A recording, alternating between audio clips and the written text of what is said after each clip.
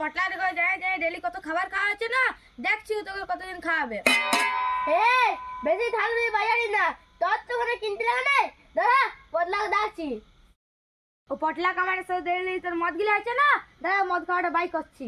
দগলি, তুই সারাদিন আমাকে ইটা মাথায় কাজ করেছিস, তাতে একটি দানা দিন যায়। ভাগ্যে বলা পটলা ছিল, ওয়াদ করে যে খাবার তো খাচ্ছি। ও পটলাক আমার সাথে ডেলি তোর মদ গিলে আছে না, দাদু আর দিদা মানে ঝগড়া হয়ে যাই। বাবা বলে গেল তো কোথায় গেলে? ও অল্প কাল থেকে ধান গুলো ঝাড়িব না, সেই অল্প মুনুষ দেখতে যাচ্ছি। জানো বাবা, দুলকা দাদু আর দিদা ঝগড়া হচ্ছে, তো যাবেন অল্প? ওয়াদের ঝগড়া হইতেই থাকে, ওয়াদের টেনশন লিস না, ওয়াদের সঙ্গে সঙ্গ করলে হবে না। আমি লোকলা দেখে আসছি, মৌসুম খারাপ হয়ে গেছে, জল তো হইতে পারে, রাইতেও হয়ে গেছে।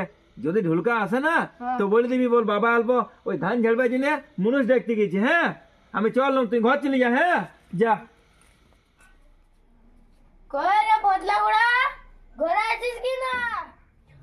কে দুর্গা দাদু এত রাতে আইলে? তোর পাশে অল্প দরকার ছিল না, সেই জন্য। বাবা তো ঘরে নাই, মনুষ দেখতে গেছে, ধান তো আমার কালকে না, সেই জন্য। দিদা তুমি ঝগড়া লেগে নাকি? ঠিক আছে, বাবা এলে পাঠাই, ওই জন্যই তো আসছি। ওই দগলি আমাকে জীবন তো পুরো আল্লাহ দিল, আল্লাহ। তোর মোবাইল অল্প দেখা করতে বলবি। ঠিক আছে চল তাহলে।